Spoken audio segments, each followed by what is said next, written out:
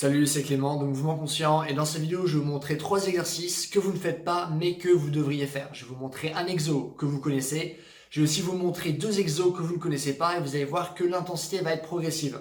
Du coup, je vais commencer par un exo qui est simple. Après, on va passer à un exo d'une difficulté moyenne et je vais finir la vidéo avec un exercice qui est compliqué. Ça marche? Alors, on va commencer par le premier exo qui est le Cossack Squat, l'exercice que vous allez voir là maintenant, où je vous invite à le faire premièrement avec le dos qui est orienté vers l'avant et votre regard qui va être orienté vers le sol. Ça va vous permettre de changer votre poids de corps de manière à ce que cet exercice soit plus facile. Ce qui est vraiment bien avec cet exercice, c'est que non seulement vous allez débloquer vos hanches, vous allez aussi renforcer vos jambes et vous allez aussi légèrement étirer votre chaîne postérieure. Du coup, c'est vraiment un exercice très bien pour à la fois développer votre mobilité et aussi développer votre force. Si vous êtes un judoka, vous avez probablement déjà fait cet exercice plein de fois lors de l'échauffement. La raison pour laquelle plein de gens ne le font pas, c'est parce qu'il est chiant, c'est parce que c'est compliqué à le faire au début. Pourquoi? Parce qu'on ne travaille pas dans le même plan habituel que lorsqu'on fait des squats traditionnels, mais c'est un exercice qui est fondamentalement intéressant. Pour le faire, vous avez simplement besoin de 2 prérequis, c'est-à-dire faire des squats normaux et être capable de pouvoir rester en position de squat complet. Du coup, une fois que vous avez ces prérequis, vous pouvez faire ce mouvement avec, du coup, comme je vous l'ai dit, le dos qui est orienté vers l'avant et le regard qui est orienté vers le sol. Bien sûr, plus vous allez relever votre dos, plus vous allez regarder vers l'avant ou encore vers le plafond, plus le mouvement va être compliqué. Mais ce qui est bien, c'est qu'une fois que vous savez maîtriser ce genre de mouvement, ça va vous permettre par la suite de construire de bonnes bases et réussir des mouvements plus compliqués comme le Dragon Pistol Squat. Ça marche? Du coup, ça c'est pour le premier exo. Maintenant, on va passer au deuxième. Alors, le deuxième exo que vous voyez là maintenant, il est vraiment très intéressant. Premièrement, parce que là aussi, vous allez mêler force et souplesse. Ici, on s'intéresse à la nuque. Mais deuxièmement, et ça c'est vraiment un point très important, cet exercice est ce que j'appelle un problème moteur. C'est-à-dire, c'est comme un problème mathématique, sauf que là, c'est un problème qu'on doit résoudre avec notre corps. Donc là, vous me voyez faire ce mouvement en vidéo, vous vous dites, ah tiens, c'est un exercice intéressant, mais je pense pouvoir le faire. Et du coup, vous allez essayer de faire ce mouvement et vous allez voir que, en fait, non, vous n'arrivez pas à le faire. Ça, c'est bizarre parce que vous avez les connaissances théoriques nécessaires pour y arriver, vous avez les qualités physiques nécessaires pour y arriver, mais vous n'allez pas réussir du premier coup parce que vous allez vous mettre par terre comme ça et vous dire, mais merde, comment il a fait là pour passer sa tête et faire un tour complet avec sa nuque? C'est vraiment bizarre. Attends, c'est comme ça que je fais le mouvement, mais ah non, je suis bloqué, mais comment je fais? Attends, je vais re-regarder la vidéo pour voir comment il fait. Ça, c'est vraiment intéressant parce que ça va vous demander de dénouer un nœud, d'organiser votre corps de différentes façons, créer la coordination nécessaire pour pouvoir faire ce mouvement. C'est pas un mouvement qui est particulièrement dur, mais c'est un mouvement qui va vous demander beaucoup de coordination. Parce qu'en fait, en étant en plat ventre, il faut être capable de légèrement soulever son bras pour pouvoir passer notre tête en fait en dessous de l'aisselle.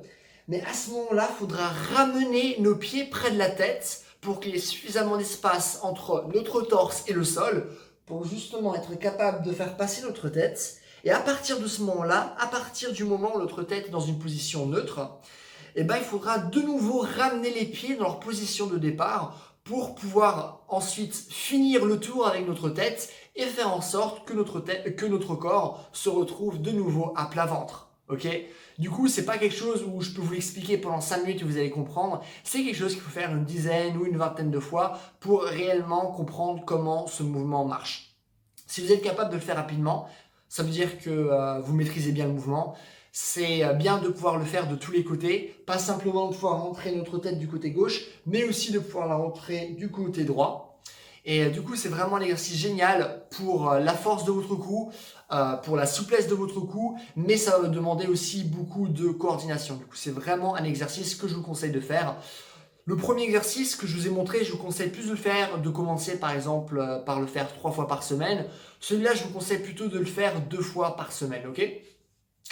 Et du coup, voilà pour le deuxième exo. Et on va passer au dernier exo, qui est un exo de mobilité pure. Le troisième exo que je vais vous montrer là maintenant, il est vraiment très intéressant et très particulier parce qu'il va simplement demander de la mobilité.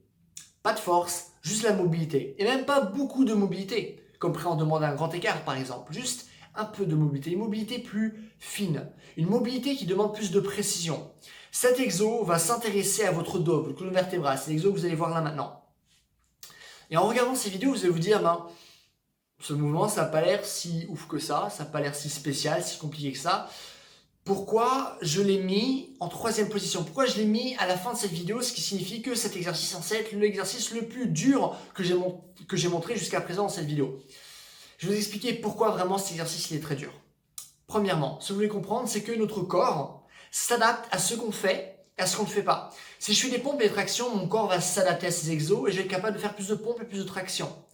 Par contre, si maintenant j'arrête de faire des tractions, mon corps va continuer à s'adapter à cet exercice de pompe et je vais être capable de faire de plus en plus de pompes. Néanmoins, jour après jour, au fur et à mesure, je vais être de moins en moins capable à faire des tractions.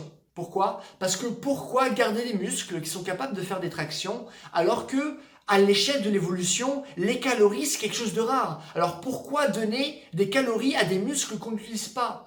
Pourquoi nourrir des capacités qu'on n'utilise pas? Les calories, c'est rare. Tu fais pas de traction, hop, alors je jette cette capacité de faire des tractions. Parce que les calories, c'est rare. Votre corps s'adapte à ce que vous faites et à ce que vous ne faites pas. Ça, c'est très important. Parce que maintenant, réfléchissez bien. Comment utilisez-vous votre dos? Je vais vous le dire, vous l'utilisez comme un pilier. Comme si vous aviez une barre en fer. Je suis assis, j'ai le dos droit. Je ramasse quelque chose par terre, j'ai le dos droit. Je fais les squats, j'ai le dos droit. Je fais ce mouvement-là, oui sergent, j'ai le dos droit. Oui, oui, oui. Par contre, ce qui se passe, c'est que à force de faire des exercices où vous allez simplement dos qui est droit, vous allez simplement entraîner cette capacité-là, mais vous allez perdre toutes les autres capacités. Pourquoi? Parce que votre corps ne garde pas ce que vous n'utilisez pas. Et j'ai une nouvelle incroyable à vous dire, votre colonne vertébrale est censée bouger. Vous avez des vertèbres justement pour pouvoir être capable de bouger. Si à l'échelle de l'évolution ça avait du sens qu'on ait toujours un dos qui soit droit, eh ben on aurait une putain de barre en fer à l'intérieur de notre corps et on n'aurait pas différentes vertèbres, on n'aurait pas une colonne vertébrale telle que la nôtre. Du coup, notre dos est capable de pouvoir aller en flexion, pouvoir aller en extension, il est aussi capable d'aller sur les côtés. Sauf que ça, ce sont des capacités que vous avez totalement perdues. Peut-être que vous avez encore un peu gardé une certaine capacité à aller en flexion et aussi à aller en extension. Par contre, votre souplesse à ce niveau-là ne va pas être géniale. Si je demande à 100 personnes de faire un pont, eh ben, il y a peut-être que 3 ou 4 personnes qui feront un pont qui est relativement correct. Mais là où ça va être pire, c'est votre capacité à aller sur les côtés avec votre colonne vertébrale. C'est-à-dire, aller sur le côté en ayant un bassin qui est fixe. Et ça, c'est vraiment très compliqué. Pourquoi? Parce que votre système nerveux a totalement oublié comment faire ce mouvement-là. Il va vous dire, ok, tu veux aller vers la gauche, alors je fais en sorte que tu ailles vers la gauche, mais il va emmener tout votre corps vers la gauche. Pourquoi? Parce qu'il ne saura pas simplement mobiliser votre colonne vertébrale, alors il va mobiliser tous les muscles qui sont autour en se disant, bah tiens, si je mobilise tous ces muscles, eh ben, je vais bien mobiliser le muscle en question. Ok?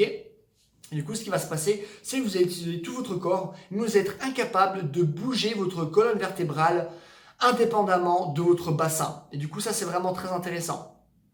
Et du coup, il faudra être capable de faire ça. Premièrement, travailler la flexion et l'extension. Deuxièmement, travailler votre capacité à aller sur le côté. Ce que vous pouvez faire aussi comme bonus, c'est aussi travailler en rotation. Parce que ça aussi, c'est quelque chose qu'on oublie et qu'on n'a plus l'habitude de faire avec notre corps. Une fois que vous êtes capable de faire ces exercices, là ce qui va être intéressant, c'est de rajouter une dimension supérieure de coordination et combiner ces différents mouvements entre eux.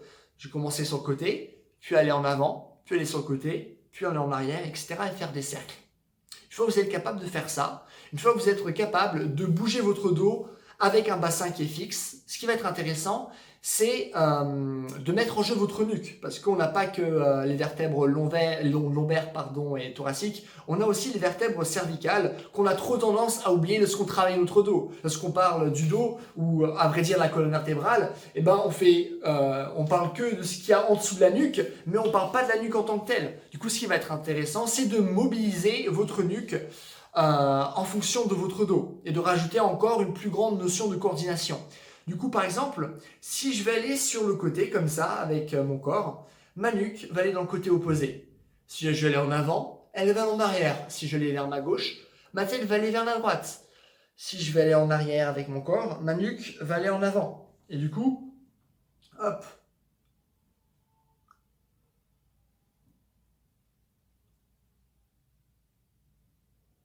Et du coup, vous êtes capable de faire ce mouvement-là. Ça va être très compliqué parce que vous n'avez plus l'habitude de faire ce genre de mouvement. Et ça se trouve, pour certaines personnes, ça vous prend 3, 4 mois, 5 mois, 6 mois pour réellement débloquer votre dos et que vous sachiez faire ce genre de mouvement. Et ça vous donne énormément de choses déjà dans vos performances. Si vous avez mal au dos, et ben ça va permettre de réveiller votre dos, réveiller votre système nerveux, parce que votre système nerveux, il sait même plus utiliser votre dos. C'est normal que vous ayez mal au dos. Il sait même pas que vous avez un dos qui est capable de faire des choses, parce que votre système nerveux, il a différentes cartes pour différents mouvements, pour différentes parties de votre corps, et cette carte est absolument vide en ce qui concerne votre dos. Il a juste l'image d'un pilier, l'image d'une barre en fer, et pour lui, c'est à ça que ressemble votre dos. Il n'est même pas au courant que votre dos est capable de bouger. Du coup, que ce soit dans une perspective de performance, dans une perspective de santé, dans une perspective d'impro, de pouvoir mieux utiliser l'espace, avoir de la mobilité à ce niveau-là va être très très important. Du coup, travailler ces exos-là. Tout ce que je vous propose, c'est à chaque fois un processus. C'est pas quelque chose, ah ouais, ça a l'air sympa, je vais tester le mouvement une fois comme ça. Non, c'est un processus. Essayez 1 mois, 2 mois, 3 mois. Et c'est là que vous allez réellement comprendre pourquoi, là maintenant, je vous ai parlé de ces exos dans cette vidéo. Voilà. Bah écoutez, j'espère que cette vidéo vous a plu. Si vous avez des questions sur les exos que j'ai montrés, sur peut-être la souplesse, la force, la qualité physique, le mouvement de manière générale, la préparation physique, n'hésitez pas à me les mettre dans les commentaires, je réponds à tout le monde. Si vous avez aimé la vidéo, n'hésitez pas à me mettre un j'aime, vu comme ça ma vidéo sera mieux répertoriée et j'aurai plus de vues, plus d'abonnés, ce qui est cool pour moi.